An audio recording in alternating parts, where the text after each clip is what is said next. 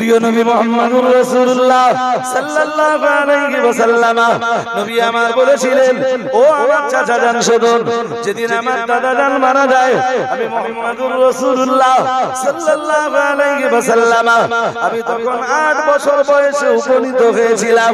আমার দাদা জানের ইন্তেকালের কারণে আমার চোখ দিয়ে টপ টপ করে পানি গড়িয়ে পড়ছিল। সেদিন আমার চোখের পানি মুছিয়ে দেওয়ার জন্য আপনি আমার কাছে এগিয়ে এসেছিলেন, আপনার ভালোবাসার ডানাটা আমার জন্য উন্মোচন করে দিয়েছিলেন। আর আমি মুহাম্মদুর রাসূলুল্লাহ সাল্লাল্লাহু আলাইহি ওয়াসাল্লাম সেই দিন আপনার ভালোবাসার ডানার তলায় জায়গা পেয়েছিলাম। দেখতে দেখতে দেখতে দেখতে আমার বয়স তো আর 44, 45 কিংবা 46 বছর হতে চললো। আমি মুহাম্মদুর রাসূলুল্লাহ সাল্লাল্লাহু আলাইহি ওয়াসাল্লাম এতদিন আপনার ভালোবাসার ডানার তলায় চলে এসেছি। আজকে ওরা তো আপনার এগেইনস্টে খুব কঠিন একটা হুঙ্কার দিয়ে গেছে, ওরা তো কঠিন একটা হুমকি দিয়ে গেছে। আপনি আমার কারণে ওদের কাছে কঠিন হুঙ্কারের সম্মুখীন হয়েছে। ও চাচা জান, আমি মুহাম্মদুর রাসূলুল্লাহ সাল্লাল্লাহু আলাইহি ওয়াসাল্লাম বলছি, এরপরেও আপনাকে বলছি, আজকে যদি আপনার ভালোবাসার ডানার তলা থেকে আপনি আমাকে সরিয়ে দেন, আপনার ভালোবাসার ডানার তলায় আমি মুহাম্মদ যদি আজ থেকে জায়গা নাও বাবাই, তবু আমি আমার আল্লাহর ভালোবাসার ডানার তলা থেকে তো মাহরুম হয়ে যাব না, আমার আল্লাহ পাকের রহমত থেকে তো আমি মাহরুম হয়ে যাব না। তাই আমি মুহাম্মদুর রাসূলুল্লাহ সাল্লাল্লাহু আলাইহি ওয়াসাল্লাম কেবল আমার রব্বুল আলামিন আল্লাহর রহমতের ডানার উপরে নির্ভর করে আল্লাহ পাক আমায় যে মহান দায়িত্বটা দিয়েছে, অবশ্যই আমি আমার আল্লাহর দেওয়া সেই মহান দায়িত্বটা পালন করে যাব। আল্লাহ নবী আদম আলাইহিস সালাম যে দিন প্রচার করেছেন, নূহ নবী একই দিন প্রচার করেছেন, নবী ইব্রাহিম আলাইহিস সালাম এসে ওই একই দিনের প্রচার করেছেন, নবী মুসা আর ঈসা তারাও একই দিন প্রচার করেছেন, নবী সুলাইমান আর দাউদ তারাও একই দিন প্রচার করেছেন, নবী ইউনূস কিংবা আইয়ুব তারাও দুনিয়ায় আল্লাহর একই দিন প্রচার করেছেন। না না না না না, तमाम দুনিয়ার কোন নবীর পিরিয়ডে তো আল্লাহ দিন পরিপূর্ণ হয়ে যাবার ঘোষণা প্রদান করেননি। প্রিয় নবী মুহাম্মদুর রাসূলুল্লাহ সাল্লাল্লাহু আলাইহি ওয়াসাল্লাম আমার আল্লাহর নবী বিদায়ী হজ্জের ময়দানে আরাফাতের মাঠে জাবালে রাহমাতের নিকটতম কোন এক জায়গায় ইন্তেকালের ঠিক 89 দিন আগে, আজকের পরে রাসূলুল্লাহ শুধুমাত্র 89 দিন দুনিয়াতে থাকবেন। 89 দিন পর রাসূলুল্লাহ বিদায় নিয়ে দুনিয়া থেকে চলে যাবেন। ও বাবাজিরা ভাইরা, ঠিক 89 দিন আগে প্রিয় নবী মুহাম্মদুর রাসূলুল্লাহ সাল্লাল্লাহু আলাইহি ওয়াসাল্লাম তখন লক্ষাধিক জনগণের সঙ্গে সামনে ভাষণ দেওয়ার জন্য তৈরি, ভাষণটা দিয়েও ফেললেন। ওই রকম কন্ডিশনে রাসূলুল্লাহর উপরে কোরআনের আয়াত নাযিল হয়ে গেল। আল্লাহ পাক রব্বুল আলামিন বললেন, আল ইয়াউমা আকমালতু লাকুম দীনাকুম ওয়া আতমামতু আলাইকুম নি'মাতি ওয়া রাদিতু লাকুমুল ইসলাম দীনা। কোরআন কারীমের 6 পারা সূরাতুল মায়েদার 3 নম্বর আয়াতে আমার আল্লাহ জানিয়েছেন, আল ইয়াউমা আকমালতু লাকুম দীনাকুম, আজ আমি আল্লাহ তোমাদের জন্য তোমাদের দ্বীনকে পরিপূর্ণ করে দিলাম। ওই একই দিনের প্রচার আদম নবী থেকে নিয়ে নবী ঈসা পর্যন্ত तमाम দুনিয়ার নবীরা করেছেন। না না না না না, কোন নবীর পিরিয়ডে আল্লাহ দ্বীন পরিপূর্ণ হয়ে যাবার ঘোষণা দেননি। প্রিয় নবী মুহাম্মদুর রাসূলুল্লাহ সাল্লাল্লাহু আলাইহি ওয়াসাল্লামের ইন্তেকালের 89 দিন আগে আল্লাহ দ্বীন পরিপূর্ণ হয়ে যাবার ঘোষণা দান করেছে। প্রিয় নবী মুহাম্মদুর রাসূলুল্লাহ সাল্লাল্লাহু আলাইহি ওয়াসাল্লাম ওই বয়কটনামাটা যে ব্যক্তি লিখেছিল তার বিরুদ্ধে বদদোয়া করে দিয়ে বললেন, ও রব্বুল আলামিন আল্লাহ, আমি মুহাম্মদুর রাসূলুল্লাহ সাল্লাল্লাহু আলাইহি ওয়াসাল্লাম, আমি যে হাশিম গোত্রের মানুষ, আমি মুহাম্মদুর রাসূলুল্লাহ সাল্লাল্লাহু আলাইহি ওয়াসাল্লাম, আমি যে আব্দুল মুত্তালিব গোত্রের মানুষ, আব্দুল মুত্তালিব গোত্র আর হাশিম গোত্রের মানুষদেরকে যে মানে এই দুইটা গোত্রের মানুষদেরকে বয়কট করে দেওয়া হয়েছে আল্লাহ, এই বয়কটনামাটা যে মানুষটা রচনা করেছে আল্লাহ, তোমার দরবারে বিনতি আল্লাহ, অবিলম্বে তুমি তার এগেইনস্টে অ্যাকশন নাও। প্রিয় নবী মুহাম্মদুর রাসূলুল্লাহ সাল্লাল্লাহু আলাইহি ওয়াসাল্লাম আল্লাহ পাকের নবীর আবেদন, আল্লাহর হাবিবের দোয়া মঞ্জুর হয়ে গেল, আল্লাহ পাক কবুল করে নিলেন। আর ওই লোকটার শেষ জীবনে দেখতে পাওয়া গেল তার হাত পুরো নিষ্ক্রিয় হয়ে গেল, অকেজ হয়ে গেল। আল্লাহ পাক রব্বুল আলামিন তার হাতটাকে সম্পূর্ণ অকেজ করে দিলেন। অকেজ হয়ে যাওয়া রাইট, আল্লাহ তার হাতটা পুরো পঙ্গু করে দিলেন। বলেছিলাম কোন জালিমকে আল্লাহ আবু লাহাবকে ছেড়েছে, সূরা লাহাব পড়ে আসেন, তাব্বাত ইয়াদা আবি লাহাবি ওয়া তাব। আল্লাহ বললেন আবু লাহাব ধ্বংস হবে, আবু লাহাবের হাত দুটো পঙ্গু হয়ে যাবে, কারণ আবু লাহাব এই হাত দিয়ে রাসূলকে একদিন আঘাত করেছিল। নাউজুবিল্লাহ, জোর করে বলুন। আবু জাহেলকে ছেড়েছে আল্লাহ, বলবেন তো? আল্লাহ পাকের কোরআন জানিয়েছে, আল্লাহ পাক রব্বুল আলামিন জানিয়েছে, আরাআইতাল্লাযী ইয়ানহা আবাদান ইযা সাল্লা। প্রিয় নবী মুহাম্মদুর রাসূলুল্লাহ সাল্লাল্লাহু আলাইহি ওয়াসাল্লাম কোন একদিন নামাজ পড়ছিলেন। ও বাবাজিরা ভাইরা, আবু জাহেল সঙ্গীদের বলে রেখেছিল, মুহাম্মদকে যদি কোনদিন নামাজ পড়তে দেখি, আমি তোমাদের নেতা, তোমাদের কাছে ওয়াদা করছি, আমি মুহাম্মাদের গর্দানে সেদিন লাথি মারবো। ও বাবাজিরা ভাইরা, প্রিয় নবী মুহাম্মদুর রাসূলুল্লাহ সাল্লাল্লাহু আলাইহি ওয়াসাল্লাম আল্লাহ পাকের নবী একদিন নামাজ পড়ছিলেন, আবু জাহেলের সঙ্গীরা দেখতে পেল, আবু জাহেলকে ডাক দিয়ে বলল, আপনি ওয়াদা করেছিলেন মুহাম্মদ সাল্লাল্লাহু আলাইহি ওয়াসাল্লামের গর্দানে লাথি মারবেন, ওই তো তিনি নামাজ পড়ছেন, আপনি আপনার দায়িত্বটা পালন করুন। আবু লাহাব আমার আল্লাহ পাকের নবীর, আল্লাহর হাবিবের গর্দানে লাথি মারার জন্য খুব দ্রুত গতিতে এগিয়ে গেল। আর কিছুক্ষণ পরে আবার দেখতে পাওয়া গেল আবু জাহেল আরো গতি নিয়ে তার দলীয় লোকদের কাছে ফিরে আসছে। না না না না না, আমার নবী মুহাম্মদুর রাসূলুল্লাহ সাল্লাল্লাহু আলাইহি ওয়াসাল্লামকে আল্লাহ পাকের নবীর নামাজের জায়গা পর্যন্ত পৌঁছানোর ক্ষমতা আল্লাহ আবু জাহেলকে দেননি। রাসূলকে এক সময় বয়কট করা হয়েছিল জানেন? হ্যাঁ না কোনো উত্তর নেই, জানো না? ভাই সাহেব, তাহলে আপনি ভালো করে জানেন, আমাদের নবীকে পুরো মক্কার লোকেরা মিলে এক সময় বয়কট করেছিল। বয়কট বলেন কোন সমস্যা, কোন পরিষ্কার বলেছিল মক্কাবাসীরা। কি কি বলেছিল শুনে নেন।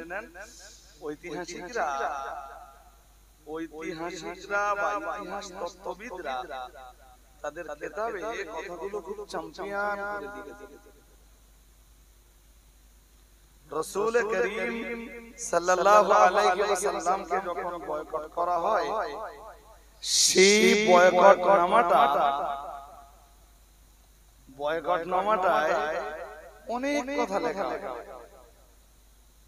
বয়কটনামাটা লেখা হয় কোথায় বসে জানেন? জায়গাটার নাম হলো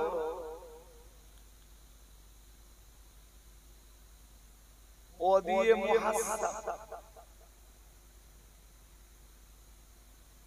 এর নামও হয়তো আপনারা শুনেননি, আমারও তো মনে থাকে। খায়েফে বানি কিনানা ওয়াদি মুহাসসাব মক্কার একটা জায়গার নাম। সেখানে এই খায়েফে বানি কিনানা এটা আপনি মনে করতে পারেন একটা পরামর্শ গৃহ, অথবা মনে করতে পারেন একটা ঘর, প্রশস্ত জায়গা যেখানে অনেক লোক এসে মানে বসাবসি করে একটা সিদ্ধান্ত গ্রহণ করতে পারবে। ওয়াদি মুহাসসাবে খায়েফে বানি কিনানায় বসে বয়কট নামাটা লেখা হয়। কেন লেখা হয় সেটা একটু আগে বলছিলাম, আগের কথাগুলো প্রতি তো আপনার খুব বেশি গুরুত্ব ছিল না। বলেছিলাম মনে আছে, নবীর দাদা আব্দুল মুত্তালিবের বাবা হাশেম আর হাশেমের বাবা আব্দে মান্নাফ, মনে আছে? চাচা আবু তালেব রাসূলের প্রতি অত্যাচার সহ্য না করতে পেরে সবাইকে বনি হাশেম আর বনি আব্দে মান্নাফে, বনি হাশেম আর বনি আব্দুল মুত্তালিবের সমস্ত সদস্যদেরকে এক লাখ করবে। আল্লাহ পাকের নবী চাচা হযরত আবু তালেব বলেছিলেন, তোমরা মুহাম্মাদের প্রতি কালেমা নাইবা পড়তে পারো, মুহাম্মাদের ধর্মের দীক্ষা তোমরা নাইবা নিতে পারো, মুহাম্মাদুর রাসূলুল্লাহ সাল্লাল্লাহু আলাইহি ওয়াসাল্লামের প্রতি ঈমান তোমরা নাইবা আনতে পারো, নবী মুহাম্মদ সাল্লাল্লাহু আলাইহি ওয়াসাল্লামকে বিশ্বাস তোমরা নাইবা করতে পারো, কিন্তু মুহাম্মাদুর রাসূলুল্লাহ সাল্লাল্লাহু আলাইহি ওয়াসাল্লাম তিনি যে গোত্রের মানুষ, তোমরাও তো সেই আব্দুল মুত্তালিব গোত্রের মানুষ। মুহাম্মাদুর রাসূলুল্লাহ সাল্লাল্লাহু আলাইহি ওয়াসাল্লাম যে হাশিম গোত্রের মানুষ, তোমরাও তো সেই হাশিম গোত্রের মানুষ। তোমাদের ঘরের সন্তান মুহাম্মদ সাল্লাল্লাহু আলাইহি ওয়াসাল্লামকে ওরা আমার কাছে প্রস্তাব পাঠিয়েছে, আমি জানো মুহাম্মদ সাল্লাল্লাহু আলাইহি ওয়াসাল্লামকে ওদের হাতে তুলে দেই। কি করে এটা হতে পারে? আমি মুহাম্মাদুর রাসূলুল্লাহ সাল্লাল্লাহু আলাইহি ওয়াসাল্লামকে আমার ভাতিজাকে আমি ওদের হাতে তুলে দেব, আর ওরা আমার ভাতিজাকে হত্যা করবে, এটা কেমন করে হতে পারে? আমি তো ওদের প্রস্তাবে সাড়া দেইনি। ওরা মুহাম্মদ সাল্লাল্লাহু আলাইহি ওয়াসাল্লামের রক্ত নিয়ে খেলা করবে, আর তোমরা হাশিম আর আব্দুল মুত্তালিব গোত্রের মানুষেরা নীরব নিথার অবস্থায় দিনাতিপাত করবে। তোমরা এর বিরুদ্ধে কোনো প্রতিবাদের আওয়াজ তুলবে না, এটা তো কখনোই চলতে পারে না। জানো ওরা আমার কাছে কি প্রস্তাব করে গেছে? ওরা এসে আমাকে বলেছে আবু তালেব, তোমার ভাতিজা মুহাম্মদকে আমাদের হাতে তুলে দাও, আর মক্কার এক সুদর্শন যুবক, লেখাপড়া জানা যুবককে তোমার হাতে আমরা তুলে দিচ্ছি, তুমি যা বলবা সে একদম গোলামের মতো তোমার আনুগত্য করে যাবে। শুধু তোমার ভাই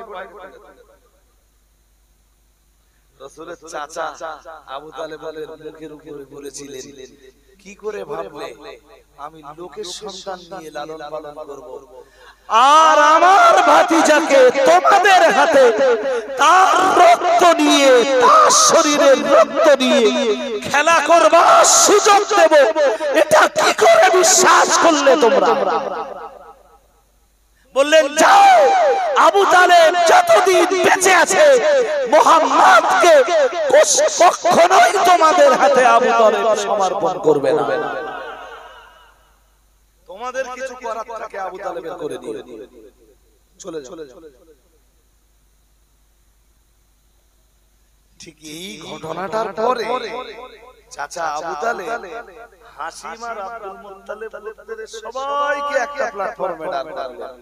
বললেন, কি করে ভাবছো তোমরা যে তোমাদের সন্তানের রক্ত ঝরাবে ওরা, আর তোমরা নীরব থাকবে?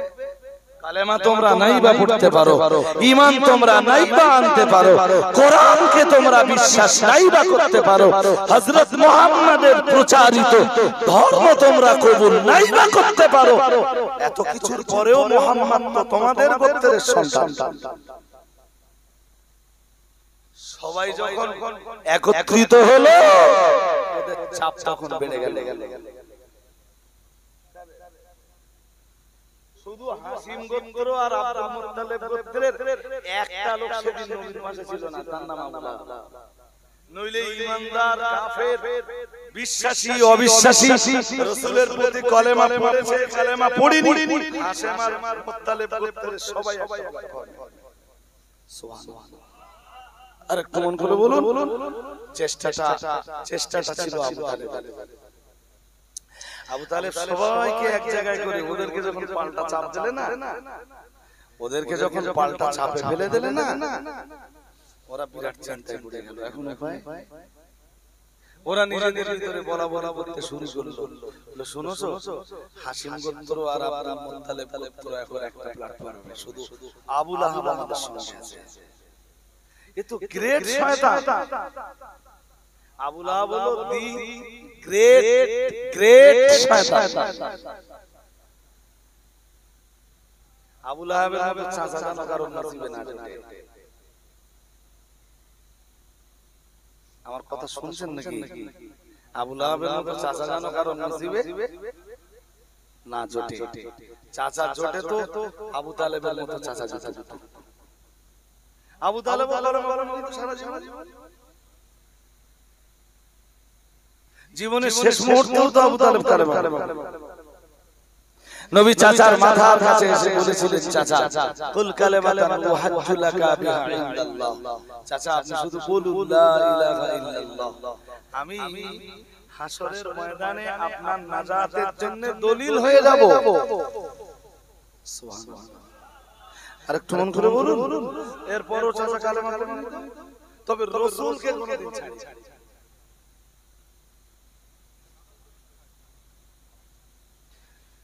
সাপোর্ট শুরু না, একদম 16 আনার জায়গায় 18 আনা। আমার ভাতিজার উপরে যে দায়িত্ব আছে, আমার ভাতিজা তার দায়িত্ব পালন করে যাবে। আবু তালেব বেঁচে থেকে দেখে নিতে চায় মক্কার কোন শক্তি মুহাম্মাদের গায়ে হাত দেয়। আরে মন করে বলেন না, আবু তালেব কখনো কখনো এরকম বক্তব্য মক্কার নেতাদের সামনে দাঁড়িয়ে দিয়েছে।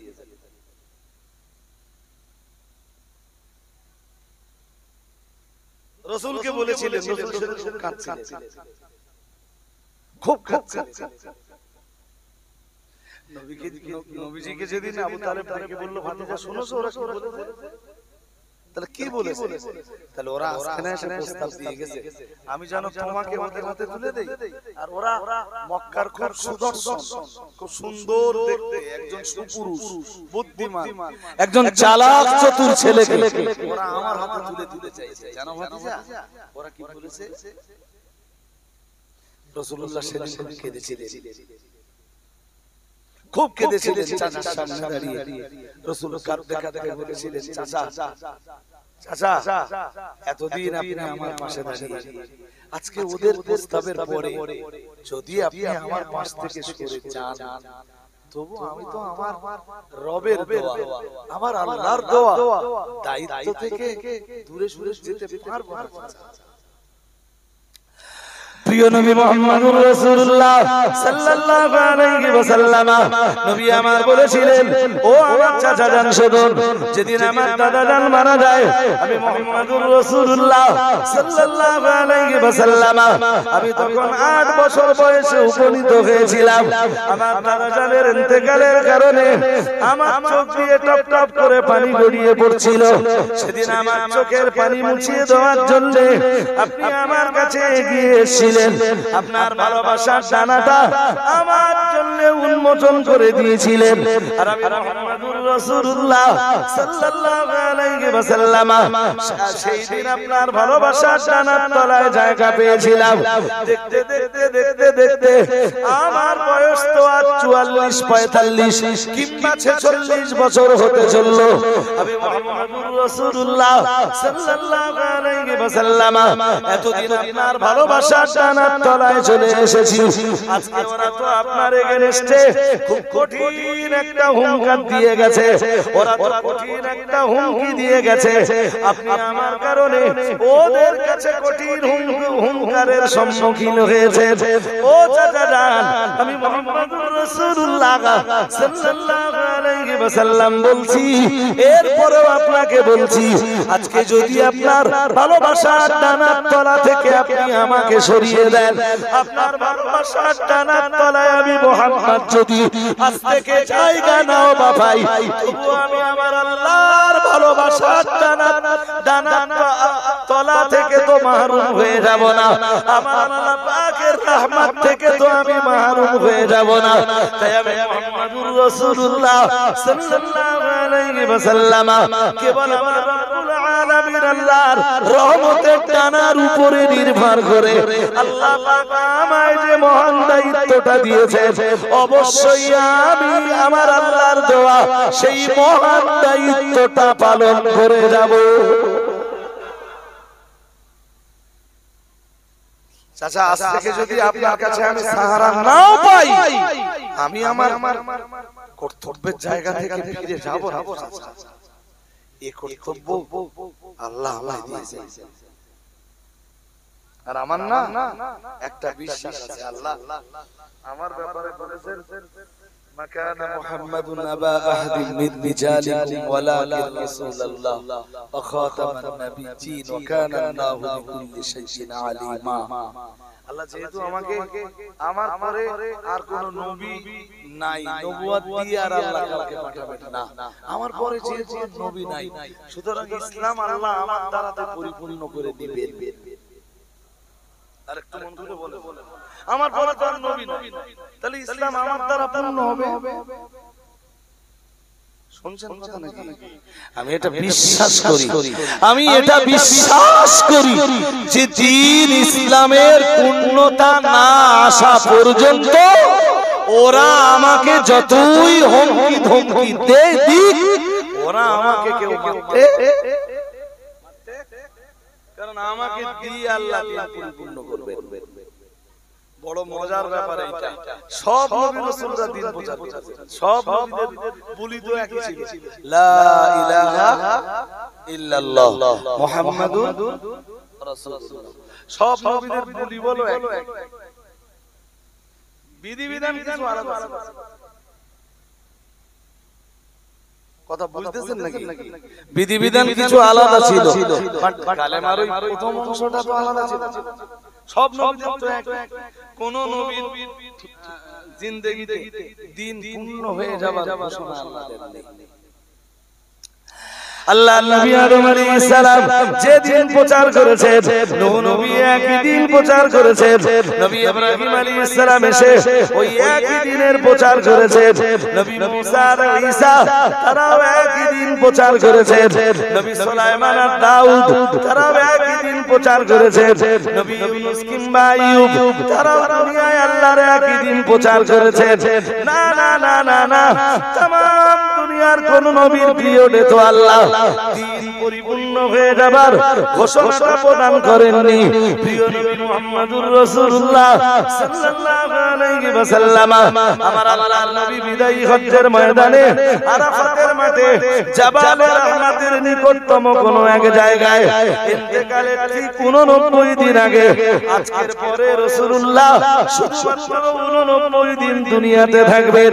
89 দিন পর রাসূলুল্লাহ বিদায় নিয়ে দুনিয়া থেকে চলে যাবেন। ও বাবাজিরা ভাইরা, ঠিক 89 দিন আগে প্রিয় নবী মুহাম্মদুর রাসূলুল্লাহ সাল্লাল্লাহু আলাইহি ওয়াসাল্লাম তখন লক্ষাধিক জনগণের সঙ্গে সামনে ভাষণ দেওয়ার জন্য তৈরি, ভাষণটা দিয়েও ফেললেন। ওই রকম কন্ডিশনে রাসূলুল্লাহর উপরে কোরআনের আয়াত নাযিল হয়ে গেল। আল্লাহ পাক রব্বুল আলামিন বললেন, আল ইয়াউমা আকমালতু লাকুম দীনাকুম ওয়া আতমামতু আলাইকুম নি'মাতি ওয়া রাদিতু লাকুমুল ইসলাম দীনা। কোরআনুল কারীমের 6 পারা সূরাতুল মায়েদার 3 নম্বর আয়াতে আমার আল্লাহ জানিয়েছেন, আল ইয়াউমা আকমালতু লাকুম দীনাকুম, আজ আমি আল্লাহ তোমাদের জন্য তোমাদের দ্বীন দিনকে পরিপূর্ণ করে দিলাম। ওই একই দিনের প্রচার আদম নবী থেকে নিয়ে নবী ঈসা পর্যন্ত तमाम দুনিয়ার নবীরা করেছেন। না না না না না, কোন নবীর পিরিয়ডে আল্লাহ দিন পরিপূর্ণ হয়ে যাবার ঘোষণা দেননি। প্রিয় নবী মুহাম্মদুর রাসূলুল্লাহ সাল্লাল্লাহু আলাইহি ওয়াসাল্লামের ইন্তেকালের 89 দিন আগে আল্লাহ দিন পরিপূর্ণ হয়ে যাবার ঘোষণা দান করেছে।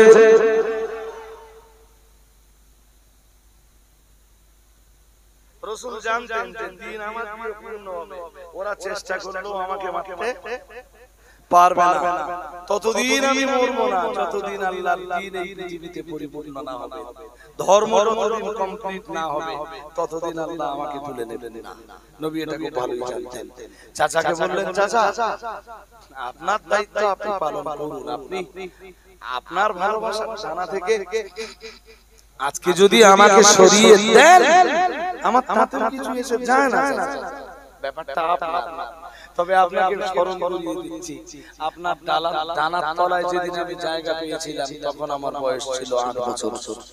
আজ আমার বয়স ধরতে পারেন 43, 44, 45, 46, ঠিক বয়কট করা 47 বছর বয়সে রাসূল বয়কট করেছে। কত? সবাই বলেন। রাসূলের বয়স তখন 47, রাসূল যখন বয়কট করেছে। বয়কট করার কারণ হলো ওইটা। ঘুম পাচ্ছে নাকি? কারণ কি? গোটা হাশেম গোত্র আর মুত্তালিব গোত্র একটা প্ল্যাটফর্ম। ওদের উপর যখন চাপ পড়ে গেল ওরা সবাই বলতে লাগলো যে খুব কঠিন পরিস্থিতি, এখন মুহাম্মদ কি করে শাসন করা যায়। আবু তালেব তো তার ভাতিজাকে আমাদের হাতে তুলে দেবেই না, পাল্টা দুটো গোত্রকে এক জায়গায় রেখেছে। ওরা একটা মিটিং ডাকলো, ওদের ওই মিটিংটা হলো ওয়াদিয়ে মুহাসসাব, জায়গাটার নাম ওয়াদিয়ে মুহাসসাব, খায়েফে বানি কিনানা। এসব আপনাদের মনে থাকবে, আমি বলে দিলেও আপনাদের মনে থাকবে। ওরা মিটিং করলো, মিটিং করে সিদ্ধান্ত নিল যে মক্কার দুটো গোত্র তো এক জায়গায়, বাকি গোত্ররা তো এক জায়গায় হয়নি, তা আমরা বাকি গোত্রগুলো মিলে ওই দুটো গোত্রকে বয়কট করে দেব।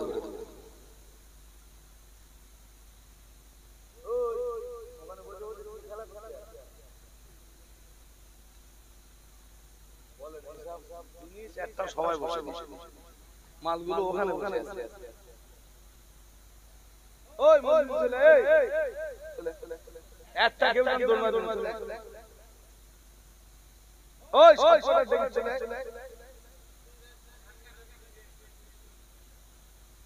এটা তো ভালোই বড় হয়েছে। ওই চলে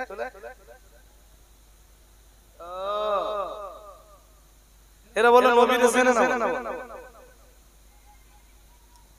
আই তো আজ আপনাদের কাছে শুধু ঐতিহাসিক ছোট্ট একটা প্রেক্ষাপট তুলে ধরতে চাচ্ছি। আপনারা আমার কাছে অনেক শুনেছেন, ইউটিউব খুঁজলে এখন প্রতিদিন লাইভ হচ্ছে, চাইলে প্রতি রাত্রে রসুন ইউটিউব খুললে না প্রত্যেক রাত্রে আমার রসুন। আর এই যে শুরু হয়েছে হয়তো তারাবির আগে থেকে বন্ধ, এরা এই যে দোস্ত তোমরা ঢুকেছো, এই যে বাড়ি যাচ্ছে খিচুড়ি খাওয়ার সময় জানো ভুল বলেন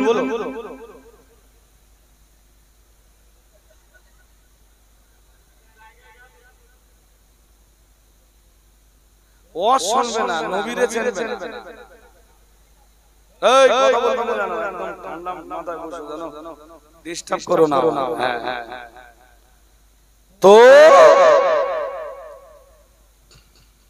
ওরা বললো দুটো গোত্র তো এক প্ল্যাটফর্মে, তাহলে আমরা বাকি আরবে যে কটা কবিলা আছে, যে কটা গোত্র আছে, আমরা এক প্ল্যাটফর্মে চলে যাই, যে এই দুটো গোত্রকে আমরা বয়কট করে দেই।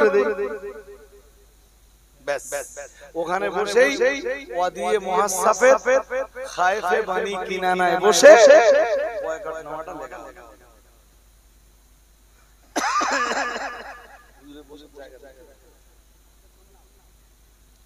আপনি ওটাই বসে বসে ওটাই বসে বসে ঐতিহাসিক প্রেক্ষাপট ভাই নাম ধাম মনে রাখা কঠিন। আমি তো হাদিস তাফসীরের কোটেশনগুলো খুব সহজে মনে রাখতে পারি, বাট ইতিহাসের প্রেক্ষাপটগুলো আমি খুব ভালো মনে রাখতে পারি। তবু রাসূলের বায়োগ্রাফি তো, রাসূলের পাকের লাইফ হিস্ট্রি তো বারংবার দেখে দেখে মোটামুটি ব্রেনে যতদূর নিতে পারি ততদূর আবার মানুষের কাছে অ্যাপ্লাই করি। আমি যতটা পড়ার পরে বলতে পারি মানুষ ততটা বলতে পারি না, যতটা বলতে পারি ততটা বোঝাতে পারি না, যতটা বোঝাতে পারি জনগণ তা ততটা বুঝতে পারে। মানে কম হতে হতে হতে অনেক ছাড়ো এসব কথা। তো ওখানে বসে বয়কটটা লেখা যে বনি হাসে আর বাড়ি আব্দুল মুত্তালিবের গোত্রের সাথে মক্কার কোন গোত্রের আজ থেকে আর কোনো সম্পর্ক নেই। ওরাই 6-7 বছর ধরে 40-এ তো রাসূলের উপরে কোরআন নাযিল হয়েছে, তারপরে তিনি কখনো গোপনে ধর্ম প্রচার করেছেন, আর যখন প্রকাশ্যভাবে ধর্ম প্রচারের নির্দেশে সে রাসূল প্রকাশ্যভাবে ময়দানে ঘুরেছেন। বাট ধর্ম প্রচারের শুরু তো কোরআন নজুলের পরে। দেখতে দেখতে 6-7 বছর পেরিয়ে গেছে। এই 6-7 বছর ধরে ওরা অনেক চেষ্টা করেছে রাসূলুল্লাহকে রুখে দেওয়ার। যত চেষ্টা করেছে রাসূলের পাকের দলের লোক সংখ্যা তত বেড়ে গেছে। আরেকটু আওয়াজ দিয়ে বলেন। ওরা যত চেষ্টা করেছে নবীর দলের লোক তত বলেন। হ্যাঁ, হামজার মতো এক মহাবী তিনি এসে কালেমা পড়েছেন। যেদিন হযরত হামজা কালেমা পড়েছেন মুসলমানের শক্তি বেড়ে গেছে। যেদিন হযরত ফারুক আযম ওমর রাদিয়াল্লাহু তাআলা আনহু কালেমা পড়লেন, সেদিন মুসলমানদের শক্তি তো আরো বেড়ে গেল। সুবহানাল্লাহ বলেন। আরেকটু মন খুলে বলেন। হযরত ওমর কালেমা পড়ার পরে তো বলেছিলেন হুজুর আপনারা তো আল্লাহু আকবারের আওয়াজ দিতে দিতে আজ পর্যন্ত এখনো কোনদিন কামাই দিতে পারে, চলুন আজ আমরা আল্লাহু আকবারের আওয়াজ তুলতে আল্লাহ কামাই।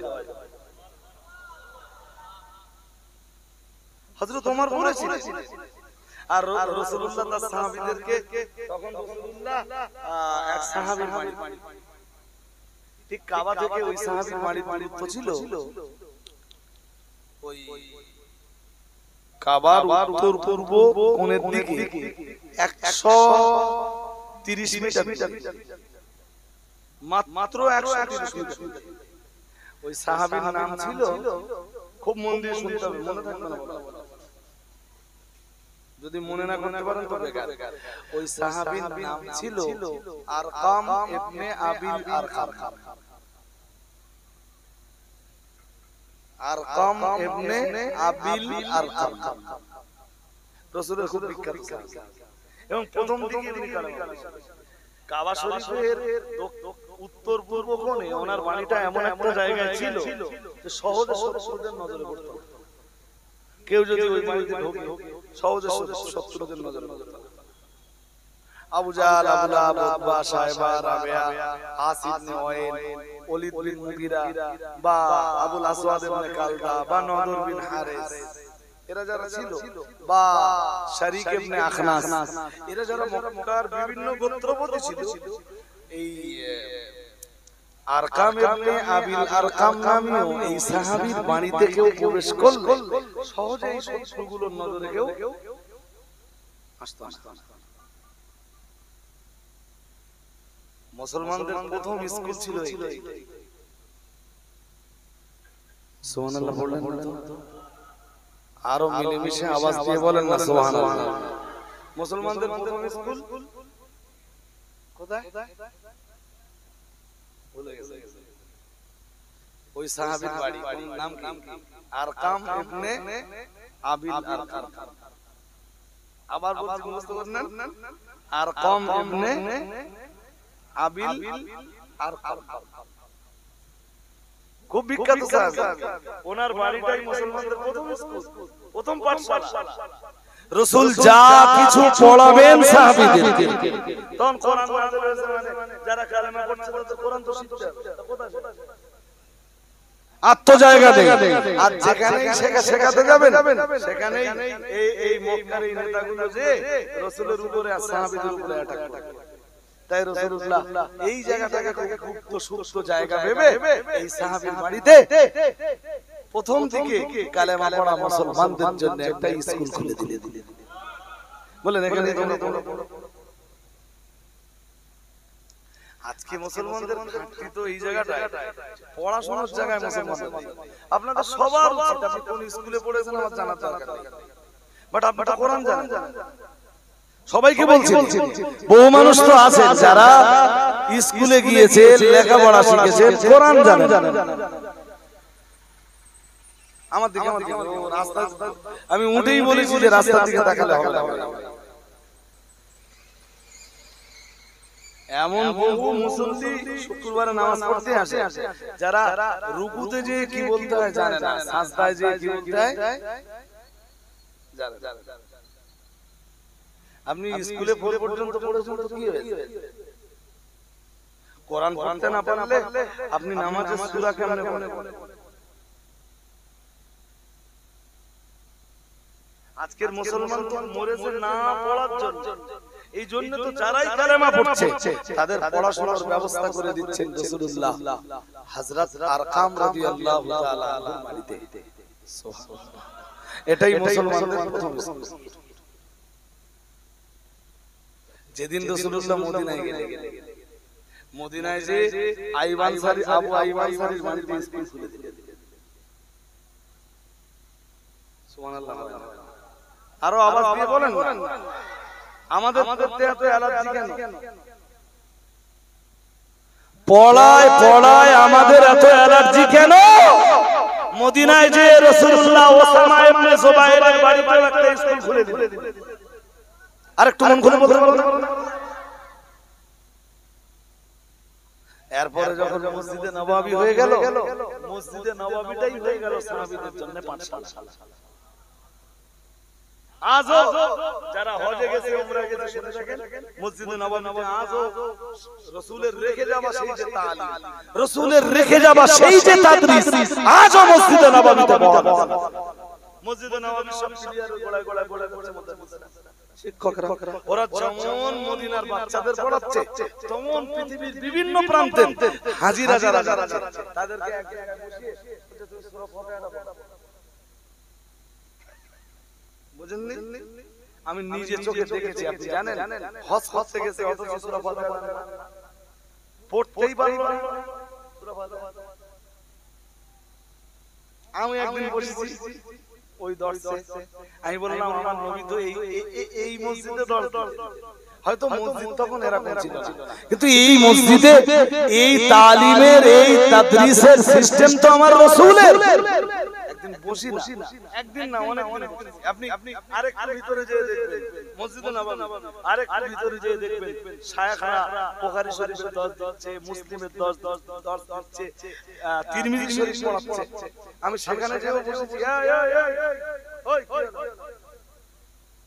দোস্ত বুকি ব্যাস কাজ নিয়ে বেয়াদবি বল, সহ্য করার লোক না, যা বলতেছি মন দিয়ে শুনে। ভিতরের দিকে যেয়ে দেখেন আমি বসতাম, খুব ভালো লাগলো, পুরো তাকরীরটা আরবিতে করতে, কিন্তু এত সহজ আরবিতে করতে, একটা হাদিস বললেন তার ব্যাখ্যা করলেন তার তরজমা করলেন, এত সহজ আরবিতে করতেন। পৃথিবীর যে কোনো প্রান্ত থেকে যাওয়া আরবি জানা মানুষ যারা তাদের বুঝতে মোটে অসুবিধা হতো না। আর একজন সাধারণ মানুষদের জন্য এসে হাফেজ বা কারি যারা তারা এসে বসে যাচ্ছে চেয়ারের গোড়ায়, হাজীদের ডেকে দিচ্ছে, এক এক করে জিজ্ঞেস করছে। আমি একদিন ওই মসজিদে বসলাম, সূরা ফাতিহা জিজ্ঞেস করতে গেছে, আমারও জিজ্ঞেস করলো সূরা ফাতিহা, আমি পড়লাম, পড়ার পরে দেখি ওরাই আমাকে জিজ্ঞেস করছে যে হালাম তা আলেম, আপনি আলেম? আমি বললাম না। তারপরে বললো মিন আইনা আকবালতা, আপনি কোথা থেকে এসেছেন? আমি বললাম মিনাল হিন্দ, ইন্ডিয়া থেকে। একটু দোয়া দানি দিলেন, আমার সঙ্গে যারা ছিলেন তারাও বললেন যাদের পড়া বড্ড খারাপ, হ্যাঁ বড্ড খারাপ, তারা কিভাবে পড়বে বারবার কোরআনটা দিয়ে দিচ্ছে যে আপনি এইভাবে না মুসলমানদের সবচেয়ে বড় ঘাটতি কোনটা? মুসলমান পড়ে না। আপনি পড়বেন না কেন? আপনি মাগরিবের নামাজের পরে আপনি চার দোকানে বসে বসে আড্ডা দিচ্ছেন। আপনি মসজিদে এসে ইমাম সাহেবকে বলুন যে হুজুর আমার সূরাটা ঠিক হচ্ছে কিনা দেখেন। মসজিদটাই স্কুল বানিয়ে পড়বার জায়গা বানিয়ে দেন। যদি জায়গা না থাকে আর যদি জায়গা থাকে তো আলহামদুলিল্লাহ ওখানেই পড়াশোনা। তো আপনার বয়স হয়ে গেছে, আপনি জানেন যে এই প্রথম স্কুল যেটা মুসলমানদের, যেটা ঘুম পাচ্ছে আপনাদের নাকি? আমি ছেড়ে দিচ্ছি আল্লাহ ওই বয়কটের কেসটা একটুখানি বলবো আর এটা একটু বলুন। এই যে প্রথম স্কুলটা রাসূল বানালেন হযরত আরকাম ইবনে আবিল আরকাম রাদিয়াল্লাহু তাআলা আনহু বাড়িতে, যেখানে মক্কার কোন কাফের নেতাদের চোখ সাহস করত না। আপনি জানেন এই স্কুলের ছাত্র আবু বকর, এই স্কুলের ছাত্র হযরত ওমর, এই স্কুলের ছাত্র হযরত ওসমান, এই স্কুলের ছাত্র হযরত আলী, এই স্কুলের ছাত্র হযরত তালহা ইবনে উবাইদুল্লাহ, এই স্কুলের ছাত্র হযরত মুসাইব ইবনে উমাইর, এই স্কুলের ছাত্র আব্দুল্লাহ ইবনে মাসউদ, এই স্কুলের ছাত্র জুবাইর ইবনে আওয়াম, এই স্কুলের ছাত্র হযরত বিলাল ইবনে রাবাহ, এই স্কুলের ছাত্র হযরত খাব্বাব ইবনে আর, এই স্কুলের ছাত্র হযরত আম্মার ইবনে ইয়াসার। সুবহানাল্লাহ। আমি কজন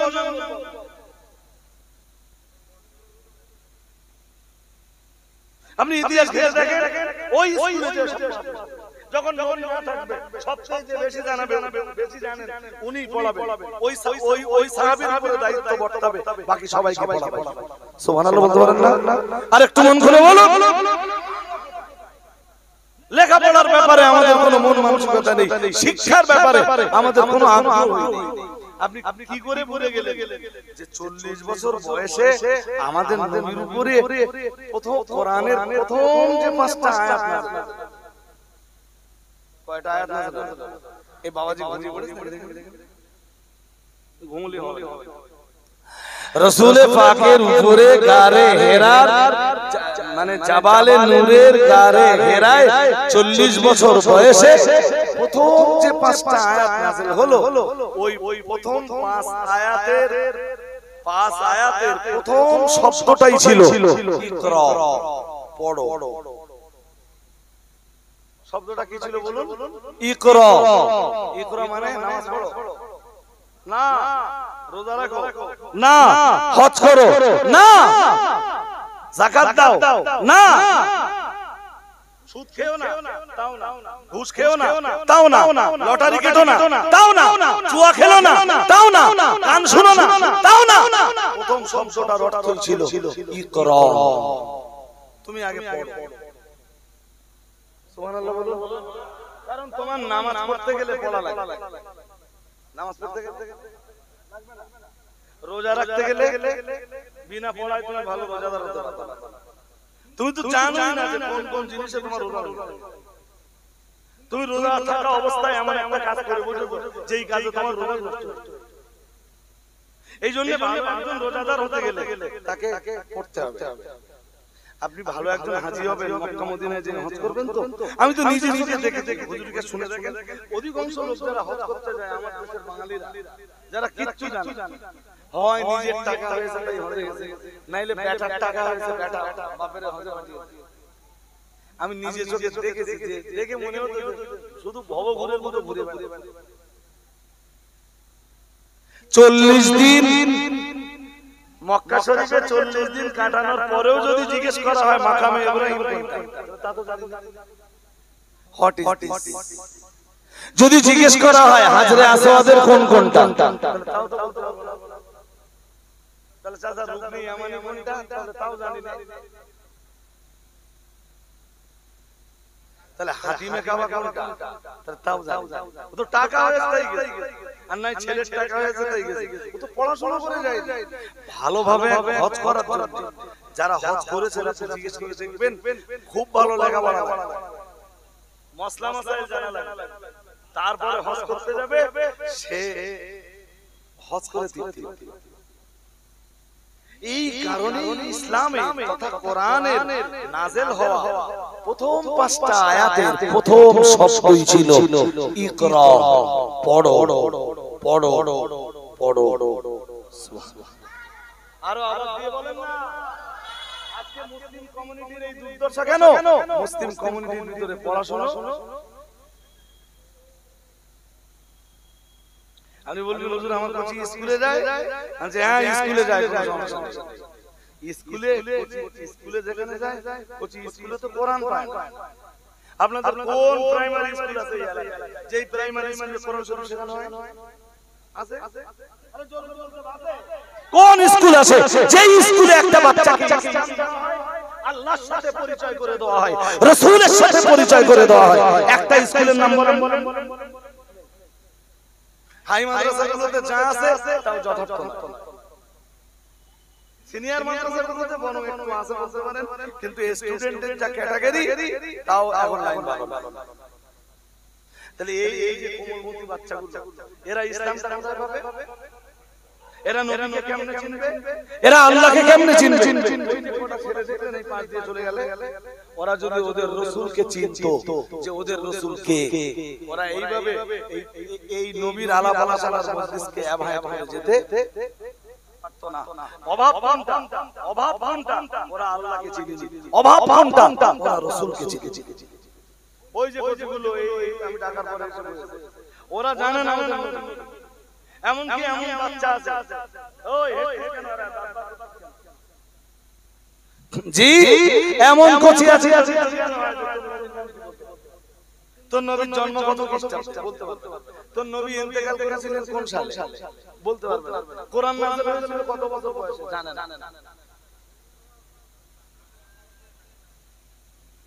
এই না জানাটাই তো আমাদের কি, না জানাটা অপরাধ না, না শেখাটা অপরাধ না, কিন্তু আপনি যে সব জিনিস যে সবাই জানবে এটা তো মানে কারোর উপর চাপিয়ে দেওয়া যায় না। তো সব জানতে হবে, কিন্তু আপনি শেখার চেষ্টা করবেন না, এটা তো আপনি জানেন না, এটা আপনার অপরাধ না। এর জন্য আমি আপনাকে ভৎসনা করতে পারি না, কিন্তু আপনি জানবার চেষ্টা করেন না, এটা আপনার অপরাধ। আপনি বলুন কোরআনের 114টা সূরা, 30টা পারা, 6666টা আয়াত,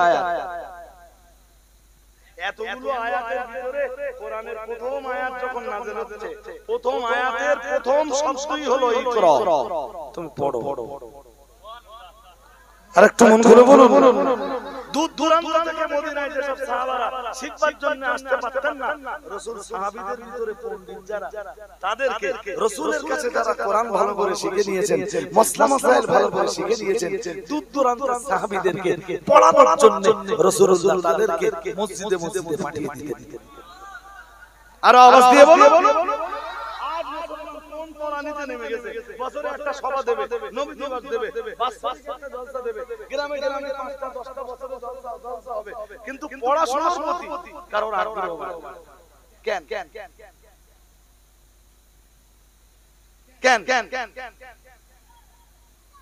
উযু কি করে করতে হয় মুসলমান যদি জিজ্ঞেস করে, চাচা উযু ফরজ, চাচা নামাজ পড়া বলো 30 বছর, চাচা উযু ফরজ,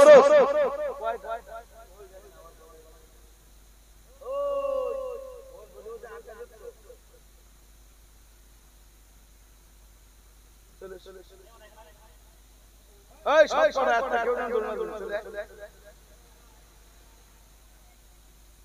খেজুরি খাওয়ার সময় আসবে, তাই না? এই যে কোথায় যাচ্ছো? ওই খেজুরির সময় ঢুকতে দেব না বলো।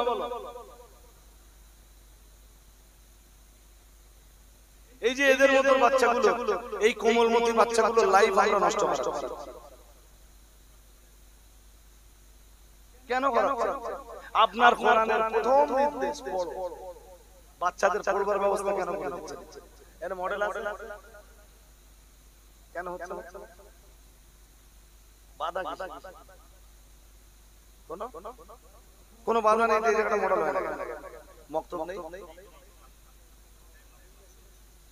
চিহ্ন চিহ্ন তো কি আছে গ্রামের মানুষদের নিয়ে সমস্যা করতে হবে।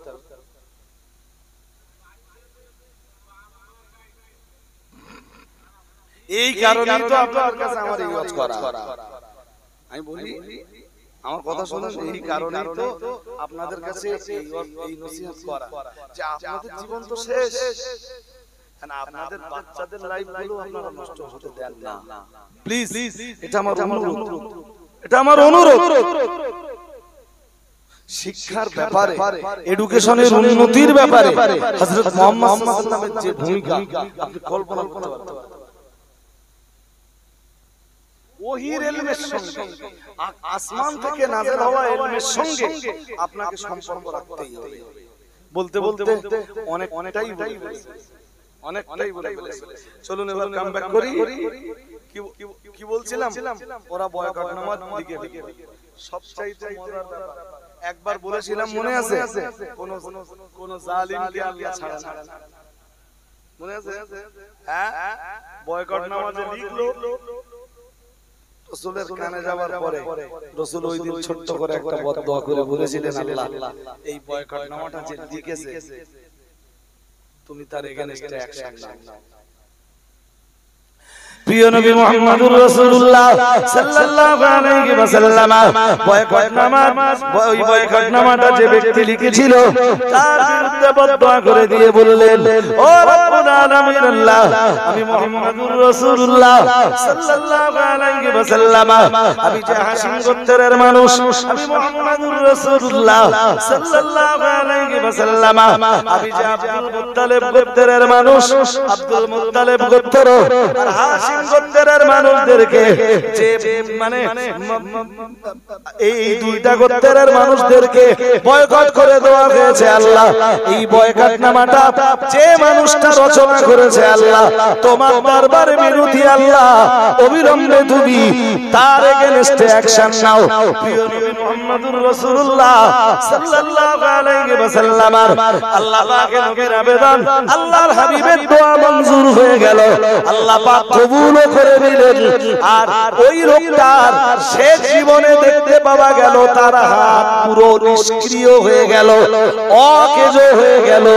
আল্লাহ পাক রব্বুল আলামিন তার হাতটাকে সম্পূর্ণ অকেজ করে দিলেন। অকেজ হয়ে যাওয়া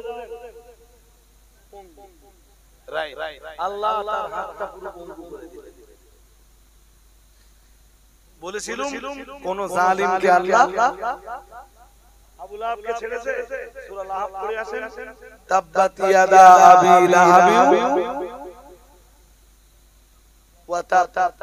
আল্লাহ বললেন আবু লাহাব ধ্বংস হবে, আবু লাহাবের হাত দুটো পঙ্গু হয়ে যাবে, কারণ আবু লাহাব এই হাত দিয়ে রাসূলকে একদিন আঘাত করেছিল। নাউজুবিল্লাহ, জোর করে বলুন। আবু জাহেলকে ছেড়েছে আল্লাহ, বলবেন তো? আল্লাহ পাকের কোরআন জানিয়েছে, আল্লাহ পাক রব্বুল আলামিন জানিয়েছে, আরাআইতাল্লাযী ইয়ানহা আবাদান ইযা সাল্লা। প্রিয় নবী মুহাম্মদুর রাসূলুল্লাহ সাল্লাল্লাহু আলাইহি ওয়াসাল্লাম কোন একদিন নামাজ পড়ছিলেন। ও বাবাজিরা ভাইরা, আবু জাহেল সঙ্গীদের বলে রেখেছিল, মুহাম্মদকে যদি কোনদিন নামাজ পড়তে দেখি, আমি তোমাদের নেতা, তোমাদের কাছে ওয়াদা করছি, আমি মুহাম্মাদের গর্দানে যে সেদিন লাথি মারবো। ও বাবাজিরা ভাইরা, প্রিয় নবী মুহাম্মদুর রাসূলুল্লাহ সাল্লাল্লাহু আলাইহি ওয়াসাল্লাম, আল্লাহ পাকের নবী একদিন নামাজ পড়ছিলেন, আবু জাহেলের সঙ্গীরা দেখতে পেল, আবু জাহেলকে ডাক দিয়ে বলল, আপনি ওয়াদা করেছিলেন মুহাম্মদ সাল্লাল্লাহু আলাইহি ওয়াসাল্লামের গর্দানে লাথি মারবেন, ওই তো তিনি নামাজ পড়ছেন, আপনি আপনার দায়িত্বটা পালন করুন। আবু লাহাব আমার আল্লাহ পাকের নবীর, আল্লাহর হাবিবের গর্দানে লাথি মারার জন্য খুব দ্রুত গতিতে এগিয়ে গেল। আর কিছুক্ষণ পরে আবার দেখতে পাওয়া গেল আবু জাহেল আরো গতি নিয়ে তার দলীয় লোকদের কাছে ফিরে আসছে। না না না না না, আমার নবী মুহাম্মদুর রাসূলুল্লাহ সাল্লাল্লাহু আলাইহি ওয়াসাল্লামকে আল্লাহ পাকের নবীর নামাজের জায়গা পর্যন্ত পৌঁছানোর ক্ষমতা আল্লাহ আবু জাহেলকে দেননি। যে গতিতে গেল গেল তার ডবল গতিতে ফিরে এলো। শিষ্যরা জিজ্ঞেস করলো, বলল গুরু তুমি তো খুব গতি নিয়ে গেলে, আবার ফিরে এলে? আবু জেহেল বলেছিল, মুহাম্মদ আর আমার মাঝখানে বিশাল এক বড় অগ্নিকুণ্ড আমি দেখতে পেলাম, আগুনের জিভ লম্বা করে আমার দিকে এগিয়ে আসছে। আমি আর একটু আগালেই ওই আগুন আমাকে গ্রাস করে নিত। ওই ভয়ে আমি মুহাম্মাদের গর্দানে লাথি না মেরে ফিরে এসেছি। আরেকটু আরে বাবা সূরা রহমান মাদানী সূরা না, মাদানী মদিনায় না, বদরের যেদিন যুদ্ধ হচ্ছে তখন তো রাসূল মদিনায়। তো একদম শেষ লগ্নে চলে এসেছে।